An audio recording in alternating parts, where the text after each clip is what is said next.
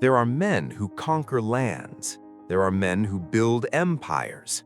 And then there are men who conquer something far more powerful than territory. They conquer the human mind itself. Aristotle was one of those men. Born in a small coastal town in northern Greece more than 2,000 years ago, he would go on to shape how we think, how we reason, how we govern, how we understand the natural world, and how we define what it even means to be human. His influence stretched across centuries, through civilizations that rose and fell, through religions that transformed entire continents. Arab scholars called him the first teacher.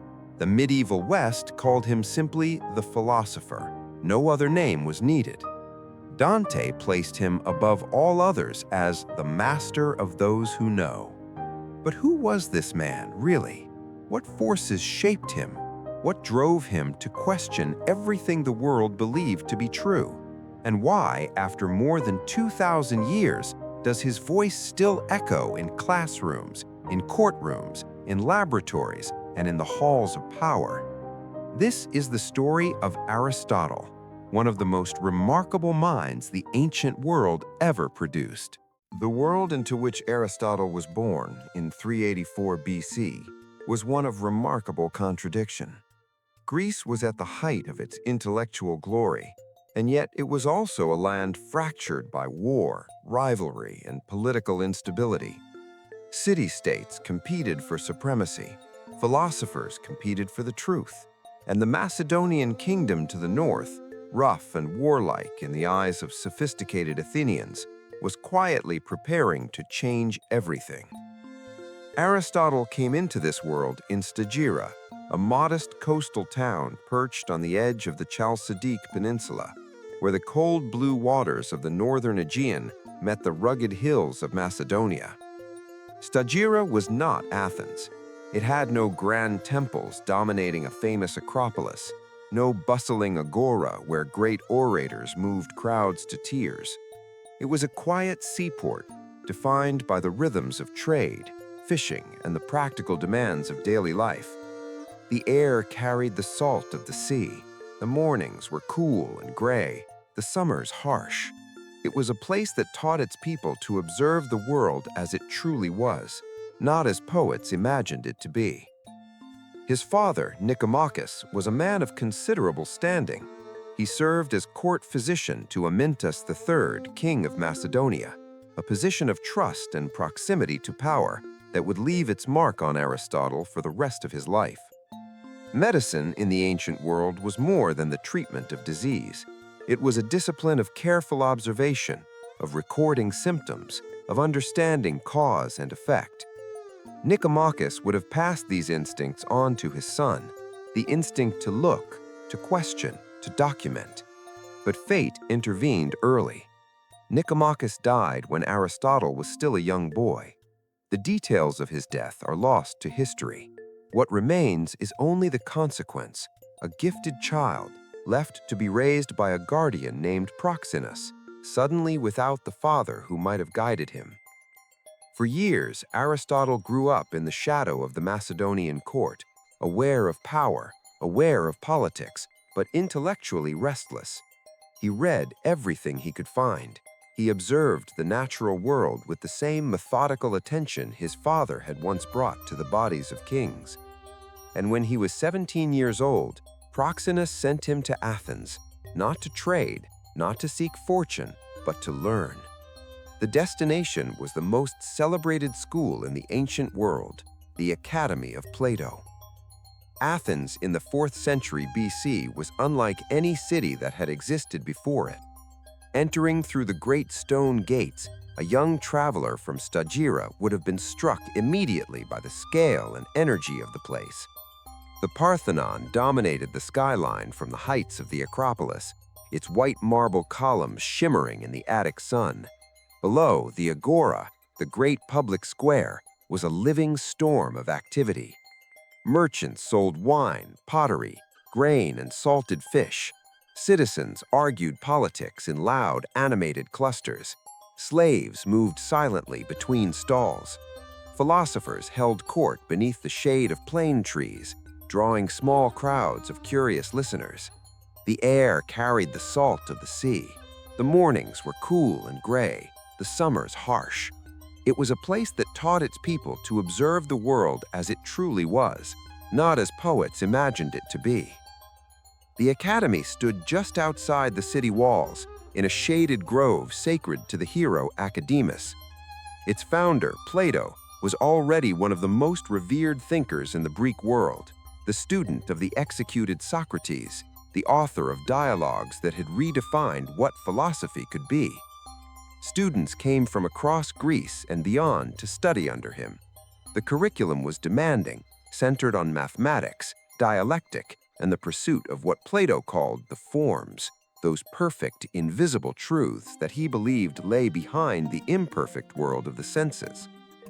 Aristotle arrived at the academy as a stranger, a young man from the north, with a Macedonian accent and none of the social connections that eased the way for sons of Athenian aristocrats. But within a remarkable short time, he distinguished himself beyond all others. Plato himself noticed. He called his new student the mind of the school. It was a compliment that carried enormous weight, and perhaps, in time, something of a warning. Because Aristotle, for all his admiration of Plato, was already beginning to see the world differently. Plato believed that true knowledge came not from observation of the physical world, but from the contemplation of abstract, eternal truths. The world we see, the animals, the plants, the rocks, the people, was for Plato merely a shadowy reflection of a higher, invisible reality. Aristotle looked at that position and saw something fundamentally wrong with it. For him, truth was not hidden in some distant realm beyond the senses. Truth was here, in the creatures that swam in the sea, in the anatomy of a frog, in the behavior of bees, in the rise and fall of governments. Reality was not somewhere else. Reality was this. For 20 years, Aristotle remained at the academy, first as student, then as lecturer, then as colleague. He wrote, he debated, he taught. His relationship with Plato was complex, layered with genuine admiration and growing intellectual divergence. He would later write, in one of history's most quoted lines, "Plato is dear to me, but dearer still is truth." Those words were not an act of ingratitude. They were the declaration of a man who had decided that loyalty to ideas mattered more than loyalty to men. And then, in 347 BC, Plato died. The academy fell silent with grief, and Aristotle, who had spent 2 decades at the school, who had sharpened his mind against the greatest thinker of his age, waited. The question that hung in the air of that olive grove was one that everyone already knew the answer to, even before it was spoken. Who would lead the academy now? Who was the natural heir to Plato's legacy? There was only one man whose intellect met the moment, and that man was Aristotle. But the appointment did not come. Plato's nephew, Pseupippus, was named the new head of the academy instead. The reasons were likely political as much as philosophical. Anti-Macedonian sentiment was rising in Athens. Demosthenes, the great orator, was already warning Athenians of the growing threat posed by Philip II of Macedonia. Aristotle, son of a Macedonian court physician, connected by birth and reputation to the northern kingdom, was not a safe choice in that climate. Whatever the exact reasons, the message was clear. Aristotle was not welcome. He left Athens, and he would carry that rejection with him for the rest of his life. What happened next was, on the surface, a chapter of wandering, but it was in these years of apparent exile that Aristotle transformed from a brilliant disciple into something genuinely unprecedented, a thinker with a vision so vast, so systematic, so rigorously grounded in observation that no single tradition could contain it. He traveled first to Assos, on the northwestern coast of what is today Turkey, where a former classmate named Hermias had risen from slavery to become the ruler of a small city. Hermias welcomed Aristotle warmly, offered him a home, a community of scholars, and eventually his own niece Pythias as a wife. In Assos, for perhaps the first time in his life, Aristotle worked on his own terms. He studied marine biology in the tidal pools of the Aegean. He observed fish, mollusks, and crustaceans with a care and precision that would produce, centuries later, conclusions that modern biologists are still studying with astonishment. He was not writing abstract philosophy in those tidal pools. He was measuring, recording, dissecting, doing science in a way that no one had done before him. When Hermias was captured and killed by Persian agents around 341 BC, Aristotle moved to the island of Lesbos, where he continued his biological research alongside his student and closest collaborator, Theophrastus. And then came the invitation that would change the course of history.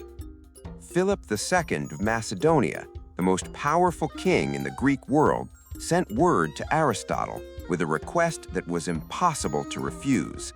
He wanted the greatest mind in Greece to come to Pella, the Macedonian capital, and tutor his 13-year-old son. That son's name was Alexander.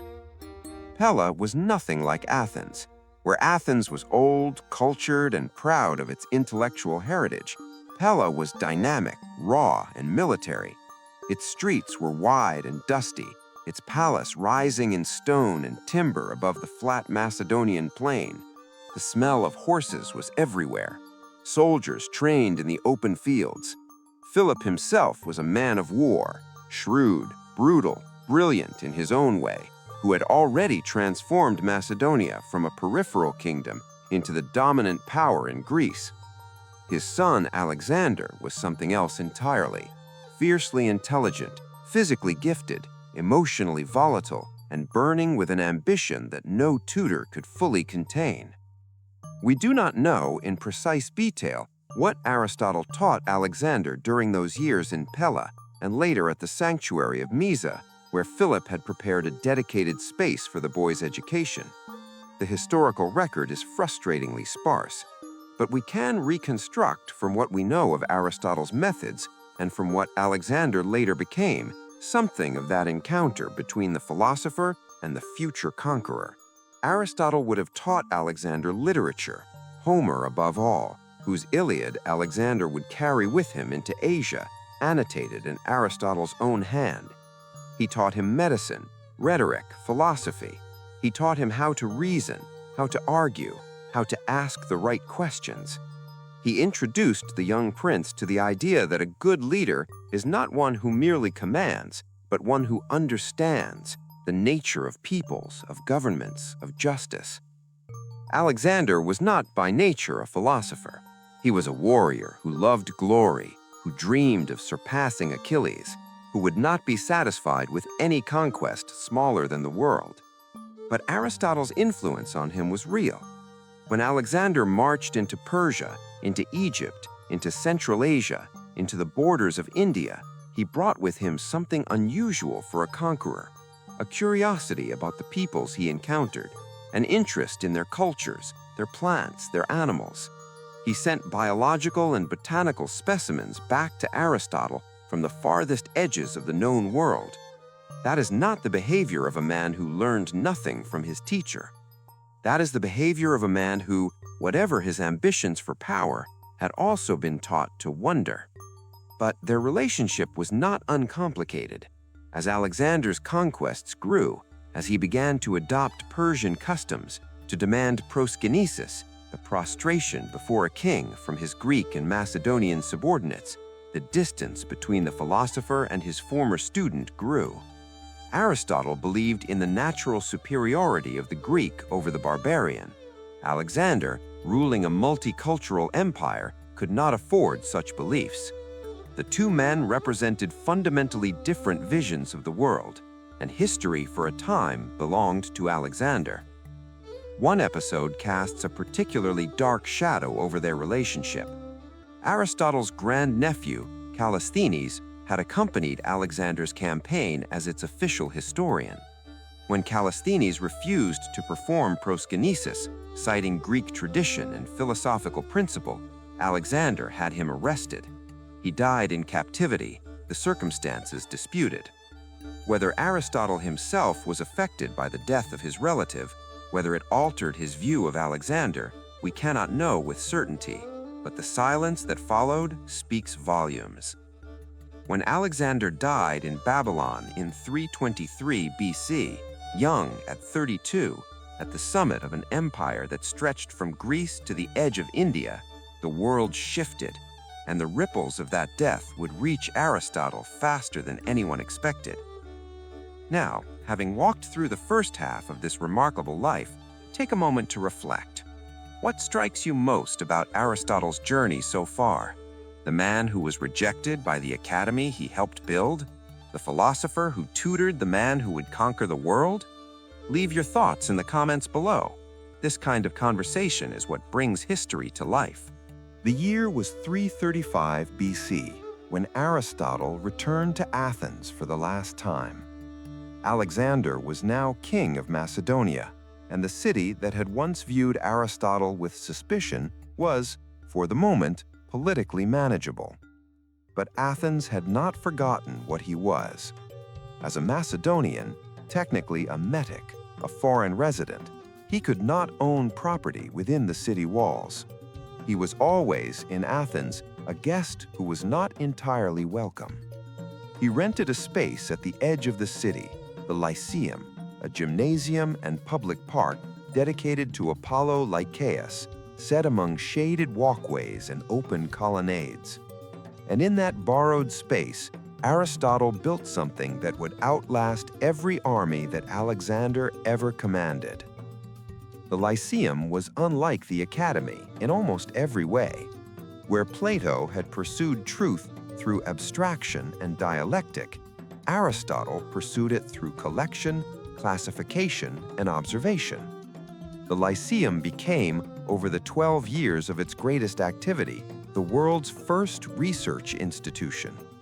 Students and colleagues gathered specimens of plants and animals from across the known world. They compiled constitutions of 158 Greek city-states. They recorded the history of philosophy, of mathematics, of medicine.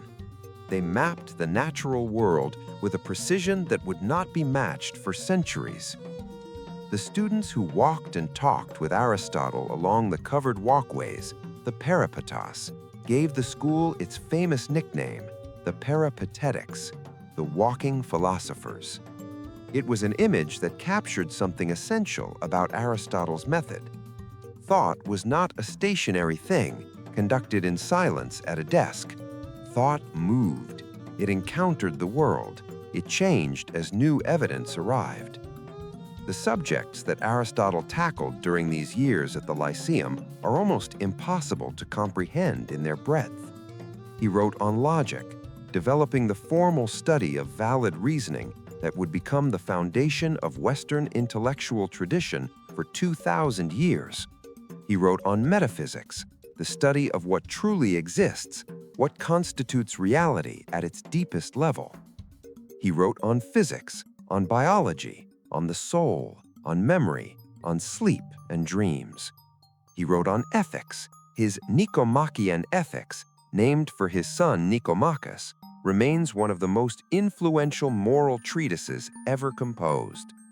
He wrote on politics.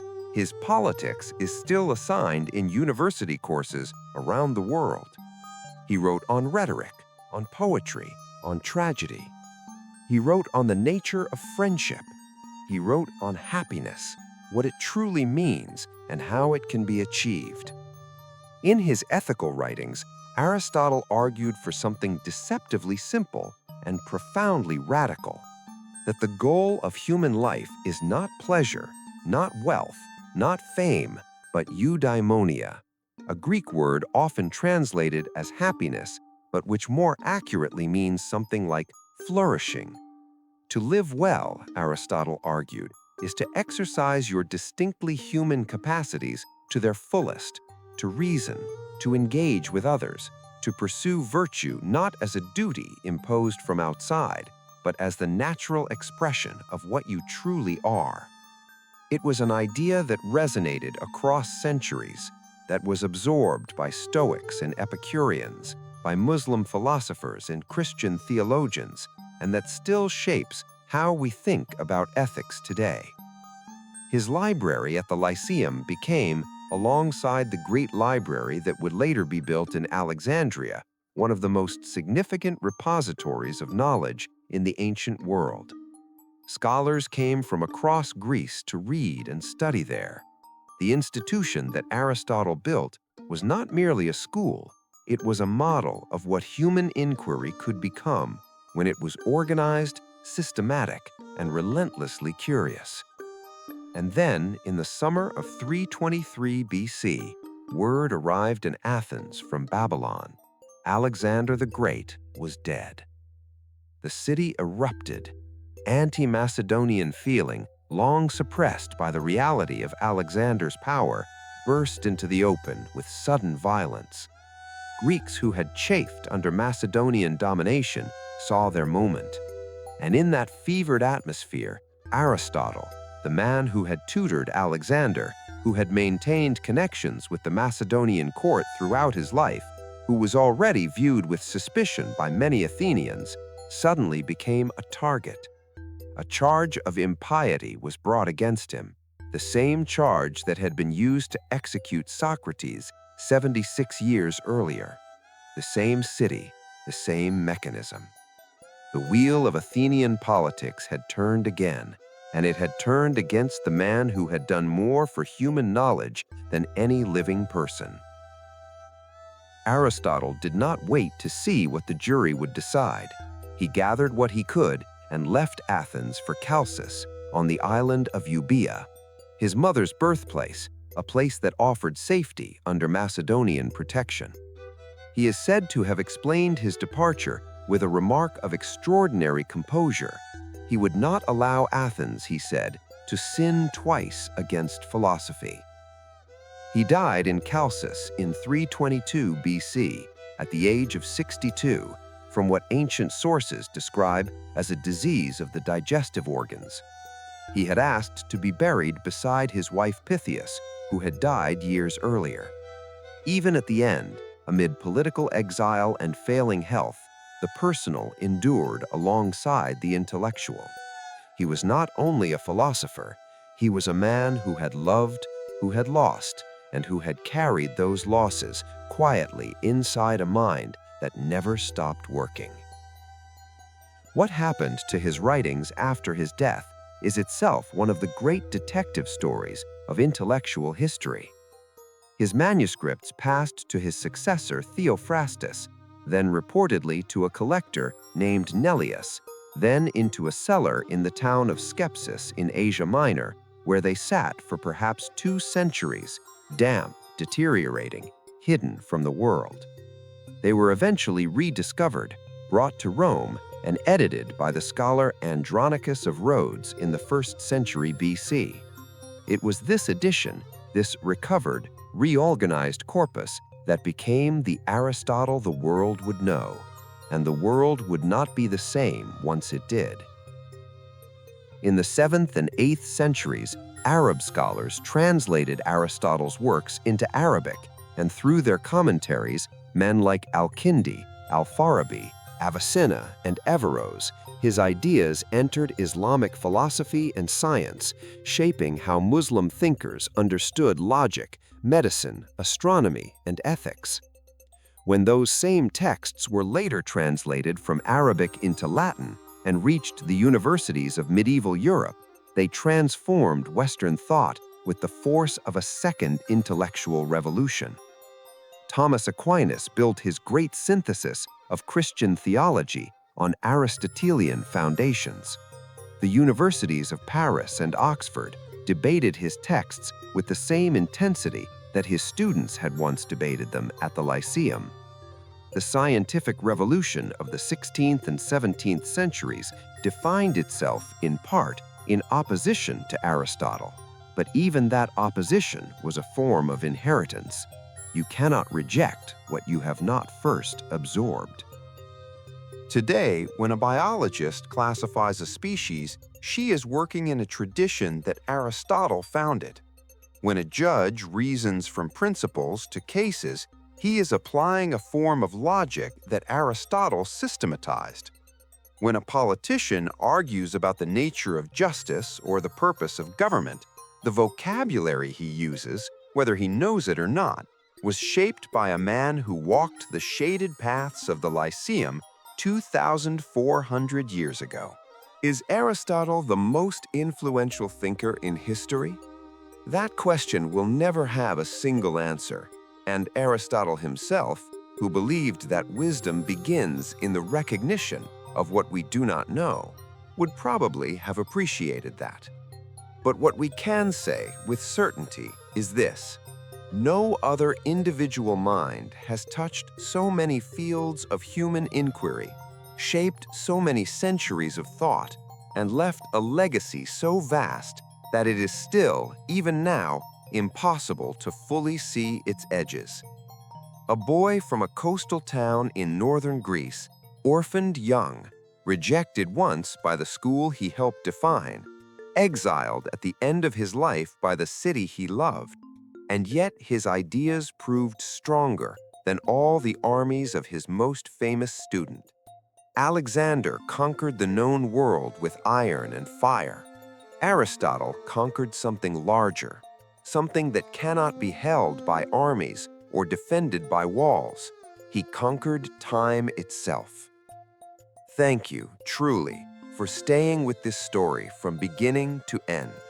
That kind of attention, that patience, that genuine curiosity about the past is rare, and the best, as always, is still to come. There are more stories waiting, of emperors and generals, of conspiracies and fallen empires, of men and women whose lives changed the course of history in ways we are only beginning to understand. Stay close. The ancient world has much more to tell us.